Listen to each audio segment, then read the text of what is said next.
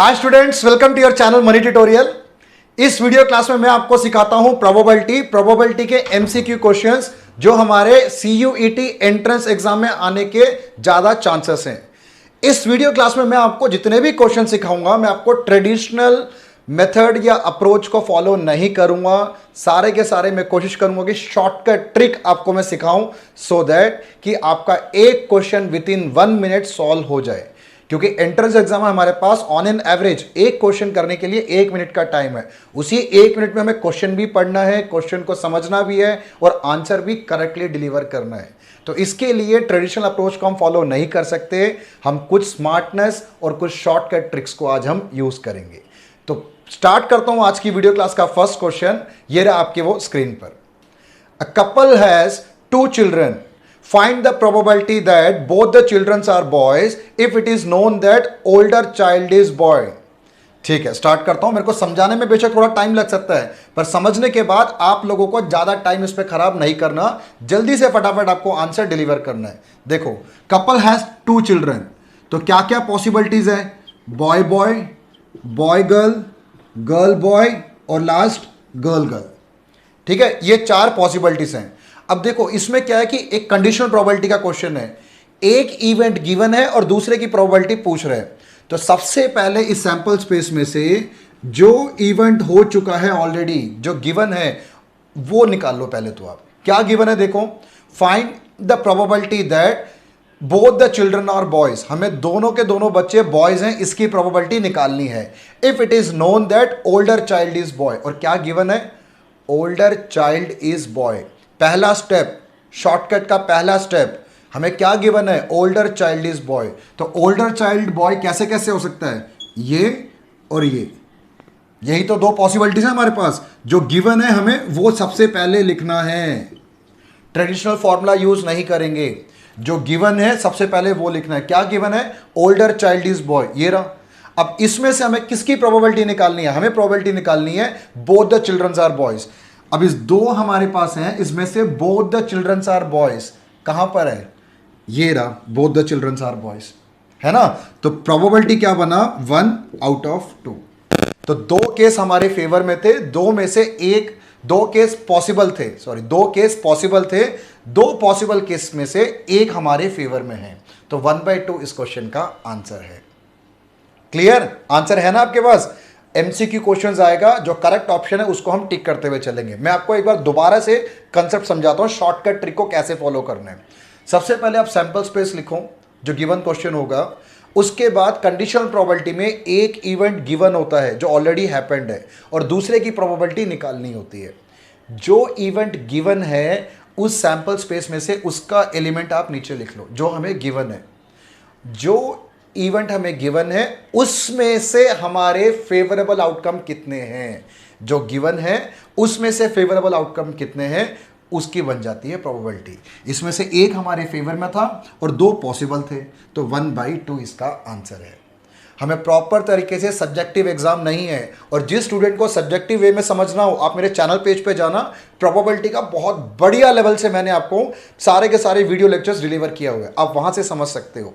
पर इस video class में मैं स्ट्रिक्टली फोकस करूंगा शॉर्टकट ट्रिक्स, फटाफट आंसर हमें करना है। ठीक है, चलो समझाने में थोड़ा टाइम लग गया, बाकी सारे क्वेश्चन थोड़ा स्पीडली हम करेंगे इसको। चलो मूव करते हैं क्वेश्चन नंबर 2 की तरफ। A couple has 2 children. Again, a couple has 2 children. Find the probability that both children are girls. इस बार हमें दोनों गर्ल चिल्ड्रंस की प्रोबेबिलिटी निकालनी है। If it is known that at least one of the children is girl. अब हमें क्या given है? कम से कम एक तो लड़की है, कम से कम एक तो गर्ल है। ये हमारे टोटल पॉसिबल 4 केसेस हैं। अगर फैमिली में 2 चिल्ड्रन हैं तो ये 4 पॉसिबिलिटीज हैं। इसमें से हमें क्या लिखना है? पहले गिवन, और गिवन क्या है? At least 1 children is girl. तो क्या क्या पॉसिबिलिटी है? BG, GB और GG। तो ये तो हो गया हमारा पॉसिबल आउटकम। जो गिवन होता है वो पॉसिबल है, याद रखना। अब इसमें से हमें किसकी प्रोबेबिलिटी निकालनी है? दोबारा पढ़ता हूं question. Find the probability that both the children are girl. ये हमें इसकी प्रोबेबिलिटी निकालनी है। तो 3 आपके पास क्या है? पॉसिबल केसेस हैं। 3 पॉसिबल केस में से एक हमारे फेवर में है, तो रिक्वायर्ड प्रोबेबिलिटी 1/3। अगर ट्रेडिशनल मेथड वगैरह फॉलो करते हो तो ऐसे कुछ बनता है, A intersection B probability of B, probability of A by B का, ऐसे कुछ लिखते थे हम। ये सब हमें फॉर्मूला यूज नहीं करना। आपको 12th बोर्ड में ये सब काम आएगा, सब्जेक्टिव एग्जाम में, पर एमसीक्यू क्वेश्चंस एंट्रेंस एग्जाम में आपको ये फॉलो नहीं करना। जल्दी से फटाफट आपको आंसर देना है। क्लियर? चलो मूव करते हैं क्वेश्चन नंबर 3 की तरफ।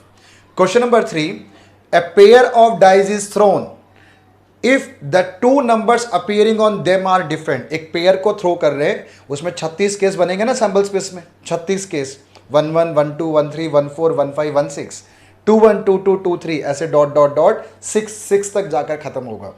जब हम दो डाइस को थ्रो करते हैं, 36 हमारे पास एलिमेंट्स होते हैं सैंपल स्पेस में। If the two number appearing on them are different, क्या गिवन है हमें? जो दो नंबर अपीयर हो रहे हैं वो दोनों के दोनों डिफरेंट हैं। जैसे 1 2, ठीक है, 1 3 1 4 1 5 1 6 ऐसे, पर 1 1 2 2 3 3 4 4 5 5 6 6 ये नहीं है, सेम नंबर नहीं है। ये 6 नंबर को छोड़कर बाकी सारे हमें गिवन है। Find the probability that sum of the number is 4। अब उसकी क्या प्रोबेबिलिटी कि उसका सम 4 हो? देखो कितने स्पीडली मैं आपको कराता हूं इस क्वेश्चन को। हमें क्या गिवन है? दो नंबर जो अपीयर हो रहे हैं डाइज में वो दोनों के दोनों डिफरेंट हैं, तो इसका मतलब 1 1 होगा क्या उसके अंदर? 1 1 तो होगा नहीं, डिफरेंट चाहिए ना, तो 1 2 होगा, 1 3 होगा, 1 4 होगा, ऐसे डॉट डॉट डॉट डॉट 6 5 तक जाकर खत्म होगा। इस सैंपल स्पेस में या इस पॉसिबल आउटकम में क्या क्या एलिमेंट मिसिंग है? 1 1 2 2 3 3 4 4 5 5 6 6 ये नहीं है हमारे पास। क्लियर आपको?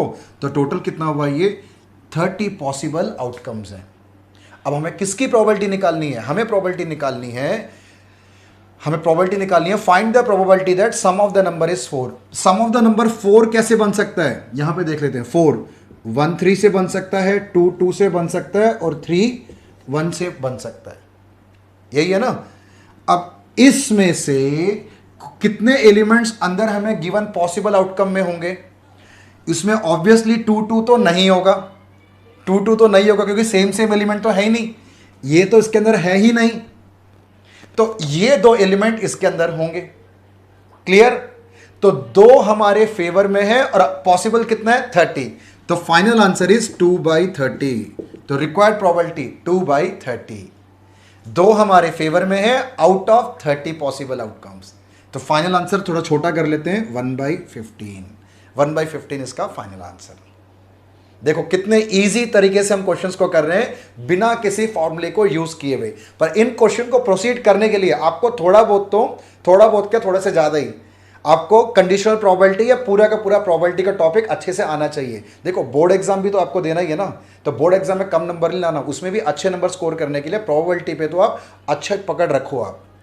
तो सब्जेक्टिव अगर आपका अच्छा सॉलिड और स्ट्रांग होगा तो हम एमसीक्यू क्वेश्चंस को इजीली क्रैक कर सकते हैं इसको हम, प्रोवाइडेड वो आपका बेसिक कंसेप्ट सारे क्लियर हो। अब दोबारा से एक बार बोल रहा हूँ, आप मेरे चैनल पेज पे जाना, प्रोबेबिलिटी मैथमेटिक्स हो गया या अकाउंटेंसी हो गया, मोस्ट ऑफ द वीडियोस इसके अंदर अवेलेबल हैं आपके लिए। कुछ वीडियोस की कमी है उसके अंदर, उसको भी मैं जल्दी ही पूरी कर दूंगा। पर प्रोबेबिलिटी को तो आप ज़रूर अच्छे से समझना, बहुत अच्छे लेवल का मेरा वीडियो है, असाइनमेंट के साथ है सारी वीडियोज़। ठीक है, चलो मूव करता हूँ क्वेश्चन नंबर 4 की तरफ। अ डाई इज थ्रोन ट्वाइस। एक डाइस को हम 2 बार थ्रो कर रहे हैं। अगेन 36 केसेस बन सकते हैं वैसे सैंपल स्पेस में।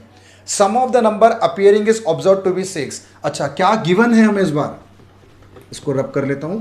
हमें क्या गिवन है? सम ऑफ द नंबर इज 6। तो सम 6 कैसे कैसे हो सकता है? 1 5 2 4 3 3 4 2 5 1 ऐसे हो सकते हैं ना। टोटल हमारे पास 5 ही केस हो सकते हैं पॉसिबल जिसमें सम हमारा 6 आ रहा है। ठीक है, what is the probability that the number 4 has appeared at least 1। हमें किसकी प्रोबेबिलिटी निकालनी है कि नंबर 4 कम से कम एक बार तो आया हो। आउट ऑफ दिस 5 4 जो है कम से कम एक बार तो आया हो। तो 4 देखो कहां कहां पर है? एक यहां पर है, एक यहां पर है। तो बताओ कितनी बार आया? 4 2 बार आया आउट ऑफ 5। तो रिक्वायर्ड प्रोबेबिलिटी कितना बना? 2/5। ये है आपका कंडीशनल प्रोबेबिलिटी। देखो कितने स्पीडली हम जल्दी से आंसर दे रहे हैं। ट्रेडिशनल अप्रोच को फॉलो करेंगे तो बस हम तो सॉल्व ही करते रह जाएंगे, पेपर छूट जाएगा हमारा ये। तो वो सब नहीं करना, स्मार्टली तेज़ी से काम करना है, दिमाग और हाथ का कोऑर्डिनेशन बड़ा फास्ट होना चाहिए। ठीक है, चलो मूव करते हैं क्वेश्चन नंबर 5 की तरफ। इन अ स्कूल, पहले इसको रब कर लेता हूं मैं, आप क्वेश्चन रीड आउट कर लो। In a school there are 1000 students out of which 430 are girls. 430 तो गर्ल्स हैं उसमें, ही गर्ल्स हैं 430। ठीक है, if it is known that out of 430 10% of the girls study in class 12, girls in class 12, इसका 10% कितना हुआ 43। ठीक है, what is the probability that student chosen randomly studies in class 12th, student chosen randomly studies in class 12th given that the chosen student is a girl। अगर हमने एक girl को select कर लिया, गर्ल चाइल्ड तो select हो गया, ठीक है ना, उसकी क्या प्रोबेबिलिटी कि वो गर्ल चाइल्ड 12th क्लास की स्टूडेंट हो। क्वेश्चन समझ आया? गर्ल को तो सेलेक्ट कर लिया, ये तो सेलेक्ट कर लिया, तो ये टोटल पॉसिबल आउटकम है। अब इसकी क्या प्रोबेबिलिटी है कि इसमें से वो स्टूडेंट 12th क्लास की स्टूडेंट हो, और 12th क्लास में 43 थे, तो रिक्वायर्ड प्रोबेबिलिटी कितना बना, total number of favourable outcome divide by total number of possible outcome. तो आंसर इज 1/10। हो गया कंडीशनल प्रोबेबिलिटी खत्म। देखो क्लियर, समझ आ रहे हैं ना आपको सारे क्वेश्चन से? तो अभी तक हमने 5 क्वेश्चंस कर लिए, अभी मैं आपको 10 क्वेश्चंस और डिलीवर करूंगा। 15 क्वेश्चंस का वीडियो क्लास हमारा ये। जितने भी क्वेश्चंस हैं मैं आपके लिए सारे के सारे एग्जाम ओरिएंटेड क्वेश्चंस लाया हूं मैं, एक भी क्वेश्चन आपको मिस नहीं करना। काफी सारे का सारा टॉपिक अभी मैं पूरे में नहीं कवर कर पाऊंगा, कुछ क्वेश्चंस को पार्ट 2 और पार्ट 3 में भी लेकर जाऊंगा, पर इस वीडियो क्लास के लिए हाईली इंपॉर्टेंट क्वेश्चंस पिक करके लाया हूं। स्टार्टिंग के कंडीशनल प्रोबेबिलिटी, अगला एक इंडिपेंडेंट इवेंट वाला भी हो गया और मल्टीप्लिकेशन थ्योरम भी हो गया, तो इसको कवर करने की कोशिश मैं कर रहा हूं मैं। ठीक है, चलो मूव करते हैं क्वेश्चन नंबर 6 की तरफ। Find the probability of drawing a diamond card in each of the 2 successive draws, each of the 2 successive draws from a well shuffled pack of cards. 52 पत्तों में से हम 2 कार्ड निकाल रहे हैं और दोनों हमें डायमंड चाहिए। If the card drawn is not replaced after the first draw, जो पहली बार हमने कार्ड ड्रॉ किया होगा उसको हमने वापस रिप्लेस नहीं किया। ठीक है, तो ये क्वेश्चन जो है हमारा मल्टीप्लिकेशन थ्योरम ऑन प्रोबेबिलिटी का क्वेश्चन है, पर इसको मैं बिना किसी फॉर्मूले के साथ इजी वे में आपको सिखाऊंगा कि 1 मिनट से पहले इसका आंसर निकल जाए। देखो डायमंड कितने होते हैं वैसे 13, हार्ट कितने होते हैं 13, क्लब कितने होते हैं 13, और एक और लास्ट कौन सा रह गया, स्पेड हो गया 13, टोटल मिलाकर 52। अब रिक्वायर्ड प्रोबेबिलिटी पहला में क्या निकालना है, डायमंड निकालना है, तो डायमंड हो गया 13/52। क्लियर? जब हम एक डायमंड तो निकाल लिए, अब दूसरा क्या निकालना है, दूसरा भी डायमंड निकालना है। जब सेकंड कार्ड में डायमंड निकालना हो तो क्या करेंगे हम, एक डायमंड तो निकल चुका ना इसके अंदर, अब कितना रह गया इसके अंदर, अब रह गया 12 डायमंड, 13 हार्ट, 13 क्लब और 13 स्पेड, और कुल मिलाकर 51। क्योंकि एक निकलने के बाद कॉम्पोजिशन तो चेंज हो जाएगा ना।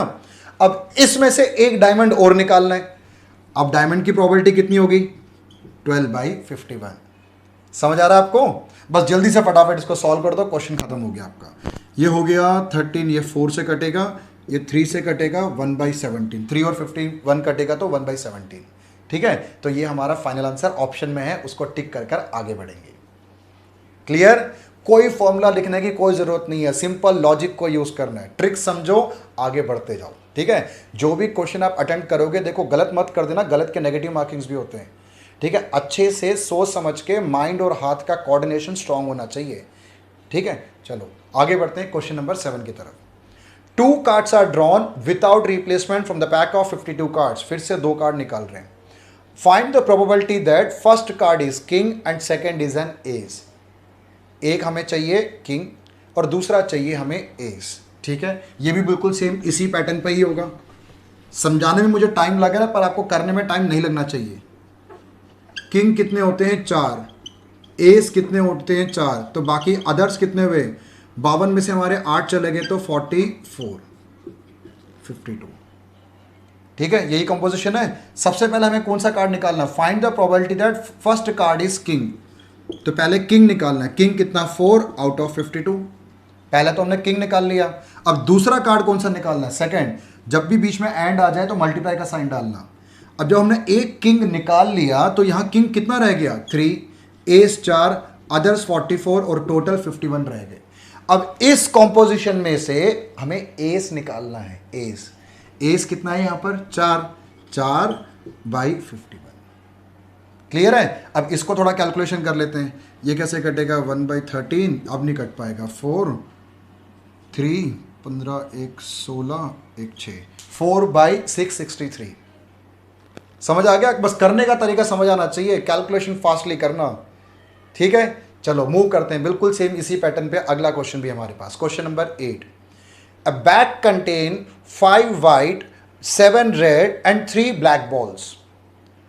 If 3 balls are drawn 1 by 1 without replacement, ठीक है, find the probability that none is red। अच्छा, एक भी रेड नहीं चाहिए, एक भी रेड नहीं चाहिए।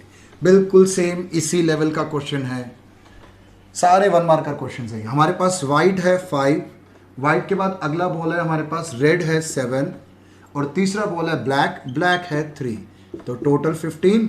हमें रिक्वायर्ड प्रोबेबिलिटी, जो प्रोबेबिलिटी निकालनी है, 3 हम कलर निकाल रहे हैं बॉल्स, और तीनों क्या होना चाहिए? Find the probability that none is red. Red चाहिए ही नहीं, हमें रेड नहीं चाहिए। तो हम ना इसको मैं ऐसे लिख लेता हूं, रेड नहीं चाहिए ना, एक रेड तो हो गया 7 और मैं यहां लिख लेता हूं अदर। तो अदर में कितना हो गया? ये रेड हो गया 7 और अदर हो गया 8, 15। अब रेड नहीं चाहिए तो फिर बाकी अदर्स में से चाहिए होगा ना। मैंने क्या किया? व्हाइट और ब्लैक को ऐड करके लिख लिया यहां पर 8। अदर में स्पेसिफिकली बोल रहा है रेड नहीं चाहिए, तो रेड नहीं चाहिए तो या तो वो व्हाइट होगा या ब्लैक होगा। तो व्हाइट और ब्लैक को मैं अदर की कैटेगरी में डाल देता हूं मैं। तो पहला रेड नहीं चाहिए, दैट मीन्स फर्स्ट बॉल जो है वो अदर्स में से होना चाहिए। तो अदर्स में से 8/15। क्लियर? इनटू, जब आपने इसमें से एक बॉल निकाल लिया तो अब कॉम्पोजिशन चेंज हो गई ना आपकी। अब कितनी रह गई? ये तो 7 है और ये भी 7 हो गई। एक और निकालना है बॉलों में, और वो भी अदर 7/14। चलो एक और निकाल लिया, तो अब कॉम्पोजिशन कैसे चेंज हुई? रेड 7 और अदर 6, टोटल 13। समझ आ रहा ना आपको? एक एक बॉल निकालने के बाद कॉम्पोजिशन चेंज होती जा रही है। तीसरा जो बॉल ड्रॉ करना है वो भी अदर्स में से चाहिए, क्योंकि रेड नहीं चाहिए हमें, तो वो है 6/13। बस आपको ये सॉल्व करना है, जो फाइनल आंसर होगा उसको आप टिक करते हुए चलो आगे। तो ये आएगा हमारा क्या क्या, ये 7 से 14 कैंसिल हुआ 2, ये 2 से ये कैंसिल हुआ 3 से कैंसिल हुआ 5, ऊपर 8, 5 × 13 65, 8/65। ऑप्शन में है आपके पास? ऑप्शन में है, इसको आप टिक करके आगे बढ़ते हैं। क्लियर? समझ आ रहे हैं ना सारे क्वेश्चन? आपको अच्छा लग रहा है? आपको अगर आपको मेरे सारे क्वेश्चंस अच्छे लग रहे हो, आपको समझ आ रहा है, तो प्लीज़ इस वीडियो को लाइक, शेयर और सब्सक्राइब आप ज़रूर करना। सब्सक्राइब आप करना, तभी मेरा मोटिवेशन लेवल हाई होगा और मैं आने वाली वीडियोस में और भी अच्छे शॉर्टकट ट्रिक्स के साथ आपको मैं बढ़िया वीडियो कंटेंट के साथ मैं आपको वीडियो सारे डिलीवर करता जाऊंगा। ठीक है, मूव करते हैं क्वेश्चन नंबर 9 की तरफ। Question number 9, probability of A 6/11, probability of B 5/11, probability of A union B 7/11। Find probability of A by B। Conditional probability है। रब करते हैं पहले इसको। आप में से किसी को भी ये आता हो समझ, तो आप जल्दी फटाफट ट्राई करो उसको। कंडीशनल प्रोबेबिलिटी है। देखो, probability of A by B जो आपसे पूछ रहा है, इसका फॉर्मूला होता है A intersection B divide by probability of B। तो हमारे पास जो गिवन इंफॉर्मेशन है उसमें ना इंटरसेक्शन मिसिंग है। हम इंटरसेक्शन निकाल लेंगे। कैसे निकाला जाता है? देखो, A यूनियन B का फॉर्मूला हमें पता है, probability of A probability of B minus probability of A intersection B होता है ना। यूनियन हमें गिवन है 7/11, A हमें गिवन है A 6/11, B हमें गिवन है 5/11 और इंटरसेक्शन तो मिसिंग है। अब कोई बात नहीं, निकल जाएगा। माइनस PA इंटरसेक्शन B को हम लेफ्ट साइड में लेकर आते हैं, तो ये बना हमारा पॉजिटिव। 7/11 लेफ्ट से उठाकर राइट लेके जाते हैं, तो ये क्या हो जाएगा? माइनस हो जाएगा। तो एलसीएम तो सबका 11 सेम है, 6 और 5 11, 11 में से 7 गया तो 4, तो मिल गया इंटरसेक्शन। पुट कर दो 4/11 divide by probability of B। Probability of B क्या था? 5/11। 11 से 11 कटा, फाइनल आंसर इज 4/5। समझ आया? ये भी ऑप्शन में है तो उसको भी टिक कर लेते हैं। देखो क्लियर है ना? ठीक है, चलो मूव करते हैं क्वेश्चन नंबर 10 की तरफ। 10th question, probability of A half, probability of B 1/3, probability of A intersection B 1/4। चलो find probability of A dash by B dash. ये क्वेश्चन मोस्ट इंपॉर्टेंट है। अभी तक मैंने जितने भी क्वेश्चंस कराए सारे इंपॉर्टेंट हैं, और 10 क्वेश्चन अभी तक हो रहे हैं हमारे ना। 10वां तो सबसे ज़्यादा मोस्ट इंपॉर्टेंट क्वेश्चन है ये। मैं आपको फॉर्मूला समझा देता हूँ कैसे करते हैं। सबसे पहले तो हम इसमें से एक काम करते हैं, पहले यूनियन निकाल लेते हैं। यूनियन की रिक्वायरमेंट होगी, कहाँ रिक्वायरमेंट होगा मैं आपको समझाता हूँ। यूनियन का formula Y probability of A probability of B minus probability of A intersection B.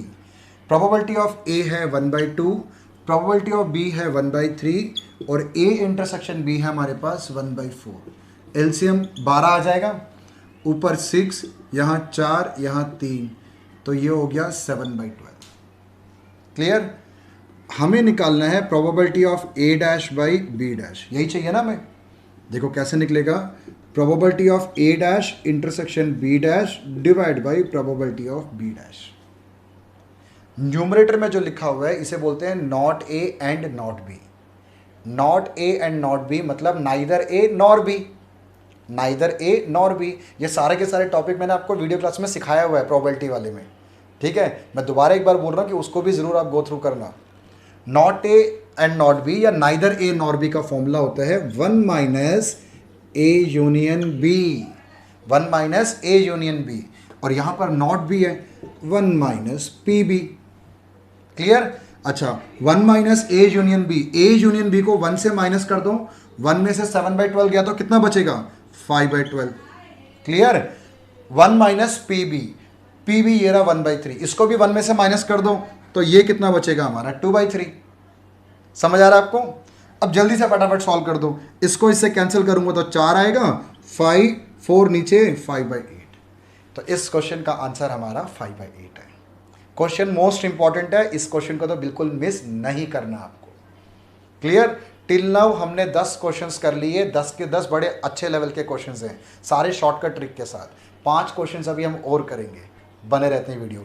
Next 11th question, given probability of A 1/2, probability of A union B 3/5, probability of B P. हमें 3 information given है और probability of B P है। Find P, हमें यही P की value find out करनी है if A and B are mutually exclusive events. A और बी जो है म्यूचुअली एक्सक्लूसिव इवेंट है। याद रखना, अगर ए और बी म्यूचुअली एक्सक्लूसिव इवेंट्स हों तो इनका इंटरसेक्शन 0 के इक्वल होता है। ए और बी का जो इंटरसेक्शन वो 0 के इक्वल होता है। ठीक है, ये प्रॉपर्टी याद रखना। कंडीशन क्या है? If A and B are mutually exclusive then probability of A intersection B is 0। ठीक है, चलो ये तो पता लग गया। अब यूनियन का फॉर्मूला लगा लेते हैं जो पिछले 2 क्वेश्चन से हम यूज कर रहे हैं। A union B equal to P A plus P B minus P A intersection B. Union के प्लेस में मैं लिख लेता हूं 3/5, ए के प्लेस में लिखता हूं 1/2, पी बी तो पी है और ये 0। अब इस इक्वेशन में से p की वैल्यू फाइंड आउट करना है। अब सिंपल है ना, 1/2 को हम लेफ्ट में ले जाते हैं, 3/5 माइनस 1/2 इक्वल टू p। जल्दी से एलसीएम लो, 6 में से 5 गया तो 1/10 p। तो p की वैल्यू 1/10 है ऑप्शन में, टिक कर लो उसको। समझ आया? ठीक है, कभी भी म्यूचुअली एक्सक्लूसिव बोले तो हमेशा इंटरसेक्शन जो है 0 के इक्वल होता है। क्लियर? बिल्कुल सेम यही लेवल का क्वेश्चन है, इसमें बस चेंज हो गया, म्यूचुअली एक्सक्लूसिव की जगह इंडिपेंडेंट इवेंट्स आ गए। देखो पी ए 1/2 है, पी ए यूनियन बी वही सेम 3/5 है, पी बी पी है। Find P if A and B are independent events. समझना condition, independent events. Independent event की क्या कंडीशन होती है? Probability of A intersection B is equal to probability of A into probability of B. Mutually exclusive में intersection 0 होता है, independent event में A intersection B P A into P B होता है। बस यही 2 कंडीशंस हैं। तो पी ए क्या गिवन था हमें? हाफ इंटू पी, तो p/2 इंटरसेक्शन है। ठीक है, अब दोबारा से वैल्यू निकाल लेते हैं। यहां इस बार जो 0 पुट किया था ना उसकी जगह p/2 आ जाएगा, ये लिख देंगे। पिछली बार म्यूचुअली एक्सक्लूसिव में 0 लिखा था इंटरसेक्शन की वैल्यू, इस बार इंटरसेक्शन की जगह p/2 लिख देंगे। सेम इसी इक्वेशन को दोबारा सॉल्व कर देते हैं। 1/2 को दोबारा हम लेफ्ट में शिफ्ट करता हूँ, 3/5 माइनस 1/2 p माइनस p/2, ये एलसीएम लेके भाई 1/10 आएगा, ये 2p में से p गया तो p/2 आएगा। 2 और 10 भी तो आमने सामने ही है, कैंसिल हो सकते हैं ना, कर दो उसको जल्दी फटाफट। तो p की वैल्यू 1/5, तो ये आपका आंसर। क्लियर, दोनों पॉइंट समझ आ गया। म्यूचुअली एक्सक्लूसिव में इंटरसेक्शन को 0 लेके चलना है, इंडिपेंडेंट इवेंट में पी ए इंटरसेक्शन बी को P A into P B लेकर चलना है आपको। समझ आ रहा है ना। चलो अभी तक 12 क्वेश्चंस कर लिए, 3 क्वेश्चंस और रह गए हमारे।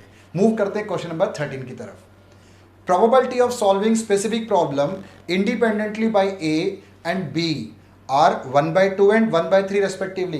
किसी एक पर्टिकुलर क्वेश्चन को ए और बी को मैं देता हूं, अगर वो उसको इंडिपेंडेंटली अलग अलग बैठकर सॉल्व करें अपनी बुद्धि यूज कर तो ए उस क्वेश्चन को सॉल्व कर सकता है, उसकी चांस 1/2 है। बी से वो क्वेश्चन सॉल्व हो जाए, उसकी प्रोबेबिलिटी 1/3 है।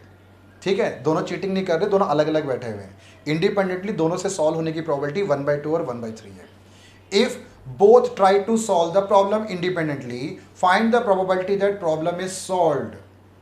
उसकी क्या प्रोबेबिलिटी है कि ये प्रॉब्लम सॉल्व हो जाए। ये क्वेश्चन भी बड़ा इंपॉर्टेंट है। वैसे 15 के 15 मैं दोबारा बोल रहा हूँ, इंपॉर्टेंट ही क्वेश्चन है। ठीक है, तो ये क्वेश्चन भी इंपॉर्टेंट है, कोई क्वेश्चन मिस नहीं करना। करने का तरीका मैं आपको जल्दी से फटाफट शॉर्टकट तरीका समझाता हूँ। यही सेम क्वेश्चंस मैंने आपको प्रीवियस मतलब प्रोबेबिलिटी के वीडियोस में जो क्लास 12 सब्जेक्टिव है उसके अकॉर्डिंग थोड़े लंबे तरीके से सिखाया है। ये सारे शॉर्टकट हैं। देखो, ए किसी प्रॉब्लम को सॉल्व कर पा रहा है, उसकी प्रोबेबिलिटी हाफ। बी किसी प्रॉब्लम को सॉल्व कर पा रहा है, उसकी प्रोबेबिलिटी 1/3। क्लियर। अब पहला हम क्या लेके चलते हैं कि इस प्रॉब्लम को ए और बी सॉल्व नहीं कर पा रहे, problem is not solve, problem is not solve, solve नहीं हो रहा। ए सॉल्व कर रहा है 1/2, ए से प्रॉब्लम वो सॉल्व ना हो, उसकी प्रोबेबिलिटी क्या होगी, 1 में से माइनस कर दो हाफ को, 1 में से हाफ को माइनस कर दो तो कितना हुआ, हाफ। ठीक है, बी किसी प्रॉब्लम को सॉल्व कर रहा है, उसकी प्रोबेबिलिटी 1/3। बी से ये प्रॉब्लम सॉल्व ना हो, उसकी प्रोबेबिलिटी क्या होगी, 2/3। समझ आ रहा पॉइंट आपको, थोड़ा और साफ लिख देता हूं मैं। ए से प्रॉब्लम सॉल्व ना हो और बी से प्रॉब्लम सॉल्व ना हो। क्लियर है। 1 में से माइनस कर दिया इसको बस मैंने, 1 में से हाफ माइनस हुआ तो हाफ, 1 में से 1/3 माइनस हुआ तो 2/3। प्रॉब्लम इज नॉट सॉल्व कर रहा हूं मैं, नॉट सॉल्व। तो कितना आंसर आया, 1/3। प्रॉब्लम सॉल्व ना हो उसकी प्रोबेबिलिटी 1/3। पर हमसे ये थोड़ी पूछ रहे हैं, हमसे पूछ रहे हैं प्रॉब्लम इज सॉल्व्ड। तो प्रॉब्लम इज सॉल्व्ड, आप क्या करो, 1 में से नॉट सॉल्व्ड को माइनस कर दो, आंसर आपका 2/3 है। समझ आ रहा है शॉर्टकट आपको। ए से सॉल्व हो जाए 1/2, ए उस बी से सॉल्व हो जाए 1/3। पहले हमें क्या निकालना है, problem is not solve, problem solve नहीं हो रहा। तो ए से सॉल्व ना हो उसकी प्रोबेबिलिटी 1 में से माइनस करो हाफ को, हाफ। बी से प्रॉब्लम सॉल्व ना हो, 1 में से माइनस करो 1/3 को, 2/3। 2 से 2 कैंसिल कर दो, 1/3 बचा। तो 1/3 किस चीज की प्रोबेबिलिटी है, प्रॉब्लम इज नॉट सॉल्व की है, पर हमें तो प्रॉब्लम इज सॉल्व निकालना है। इसको फर्दर 1 में से माइनस कर दो, आपका आंसर तैयार है। ठीक है, अब एग्जाम में सब थोड़ी हम ये लिख के दिखाएंगे, एग्जाम में तो सिर्फ आप न्यूमेरिकल वैल्यूज पुट कर जल्दी से सॉल्व करते चले जाओ और जल्दी से क्वेश्चन खत्म कर दो। ठीक है, चलो बिल्कुल सेम इसी लेवल पे क्वेश्चन नंबर 14 भी है, देख लेते हैं। Problem in mathematics is given to 3 student whose chances of solving it are 1/2, 1/3 और 1/4 है। 3 इंडिविजुअल पर्संस को हम क्या कर रहे हैं, क्वेश्चंस दे रहे हैं और उनसे वो सॉल्व हो जाए, उसकी प्रोबेबिलिटी 1/2, 1/3, 1/4 है। What is the probability that problem is solved, again वही पूछ रहा है, प्रॉब्लम इज सॉल्व्ड। पहले हम क्या करेंगे, पहले हम वही same problem is not solved निकालेंगे। ए से प्रॉब्लम सॉल्व नहीं हो उसकी प्रोबेबिलिटी क्या होगी, हाफ। 1 में से हाफ को माइनस कर दिया। बी की क्या प्रोबेबिलिटी है, सॉल्व करने की 1/3 और सॉल्व ना हो उसकी प्रोबेबिलिटी 2/3। 1 में से माइनस कर दिया 1/3 को। ऐसे ही सेम सी से वो प्रॉब्लम सॉल्व हो जाए 1/4, सॉल्व ना हो 1 में से 1/4 माइनस कर दो 3/4। क्लियर है। आपसे पूछ रहा है प्रॉब्लम इज सॉल्व्ड, पर आप क्या निकालो, प्रॉब्लम इज नॉट सॉल्व्ड। ए से सॉल्व नहीं हो रहा, कैसे निकाला 1/2 में दोबारा बता रहा हूं, 1 में से उस हाफ को माइनस कर दिया, 1 में से हाफ माइनस करेंगे तो इत्तेफाक से वो भी हाफ ही आता है। 1/3 बी से प्रॉब्लम सॉल्व होने की प्रोबेबिलिटी थी, बी से प्रॉब्लम सॉल्व ना हो 1 में से माइनस कर दो 2/3, सी से वो पर्टिकुलर प्रॉब्लम सॉल्व हो जाए 1/4, उससे वो प्रॉब्लम सॉल्व ना हो 1 में से माइनस कर दो 3/4। अब प्रॉब्लम सॉल्व नहीं होने की प्रोबेबिलिटी कितनी, 1/4, प्रॉब्लम इज नॉट सॉल्व, ठीक है, ए बी सी तीनों से मिलकर प्रॉब्लम सॉल्व ना हो उसकी प्रोबेबिलिटी 1/4। क्या पूछ रहा था, प्रॉब्लम इज सॉल्व, क्या करेंगे, गेस कर लिया, ठीक है, 1 में से 1/4 माइनस कर दो 3/4। क्लियर, समझ आ गया। क्वेश्चन नंबर 13 14 बिल्कुल सेम लेवल का ही क्वेश्चन था ये। अब मूव करता हूं इस वीडियो क्लास के लास्ट क्वेश्चन की तरफ। बड़े पेशेंस के साथ आपने इतनी देर तक देखा, 14 क्वेश्चन बड़े अच्छे लेवल के थे, 15th क्वेश्चन भी अच्छे लेवल का क्वेश्चन है। 15th एक क्वेश्चन मैंने आपको विदाउट रिप्लेसमेंट कर दिया है, अच्छे लेवल का क्वेश्चन है, ये भी एक बार समझ लेते हैं। 15th मूव करने से पहले आप लोगों से दोबारा एक बार रिक्वेस्ट करूंगा, प्लीज चैनल को सब्सक्राइब जरूर करना और बाकी अपने फ्रेंड्स के साथ शेयर जरूर करना इसको, ठीक है। Question number 15, an urn contain 4 red and 7 black balls. 4 red and 7 black balls. 2 balls are drawn at random with replacement. Question है with replacement का, 2 बॉल निकाल रहे हैं, एक निकाला, कलर नोटिस किया, वापस अंदर डाल दिया, फिर वापस कॉम्पोजिशन में उतना ही सेम नंबर ऑफ बॉल्स हो गया, फिर उसमें से एक और बॉल हमने निकाला, विथ रिप्लेसमेंट का क्वेश्चन है। Find the probability of getting 1 red and 1 black ball. एक रेड और एक ब्लैक बॉल की प्रोबेबिलिटी हमें निकालनी है। रेड कितने हैं इसमें, रेड है 4 और ब्लैक कितना है, ब्लैक है 7, टोटल 11 बॉल्स हो गए। हमें क्या निकालना है, एक रेड और एक ब्लैक बॉल, है ना। ये 2 केसेस में लेके चल सकते हैं, हो सकता है पहला रेड और दूसरा ब्लैक हो, पहला रेड और दूसरा ब्लैक, या पहला ब्लैक निकल जाए और दूसरा रेड, ठीक है ना। हमसे तो वो ये कह रहा है कि एक रेड और एक ब्लैक पूछ रहा है, आपसे वो सीक्वेंस और ऑर्डर नहीं बता रहा कि पहला रेड ही निकलना चाहिए और दूसरा ब्लैक, ऐसे पहला दूसरा नहीं बोल रहा, आपसे कह रहा है कि 2 में से एक रेड और एक ब्लैक चाहिए, तो ऑर्डर तो कुछ भी हो सकता है ना दोनों में से, इसका जरूर ध्यान रखना आप। कई स्टूडेंट क्या करते हैं कि पहले आगे रेड लिखा हुआ तो रेड और ब्लैक में खत्म कर देते हैं, नहीं खत्म करना, ऑर्डर तो बोल ही नहीं रहा आपसे, वो आपसे कह रहा है कि out of 2 balls 1 should be red and other should be black, तो रेड ब्लैक या ब्लैक रेड, 2 केसेस लेके चलना है। अच्छा, अब रेड निकालने की प्रोबेबिलिटी क्या होगी, देखो, रेड निकालने की प्रोबेबिलिटी 4/11 इनटू ब्लैक निकालने की प्रोबेबिलिटी 7/11, सही है। जब हम विथ रिप्लेसमेंट करते हैं कॉम्पोजिशन चेंज नहीं होता। स्टार्टिंग के हमने first second third fourth question किया था, कॉम्पोजिशन चेंज हो रहा था ना उसमें, फर्स्ट सेकंड सॉरी 6 7 8 क्वेश्चन जो हमने किया था मल्टीप्लिकेशन थ्योरम वाले क्वेश्चंस, है ना, उसमें कॉम्पोजिशन चेंज हो रहा था, पर क्यों चेंज हो रहा था, क्योंकि वो विदाउट रिप्लेसमेंट के क्वेश्चंस थे।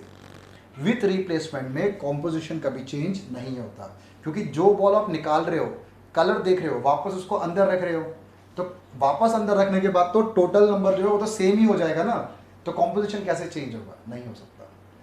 तो रेड की प्रोबेबिलिटी 4/11, ब्लैक की प्रोबेबिलिटी 7/11, प्लस अगेन ब्लैक 7/11 और रेड 4/11, तो ये हो गया 28 + 28 56/121 आपका आंसर है, ऑप्शन में है, इसको हम टिक कर लेते हैं।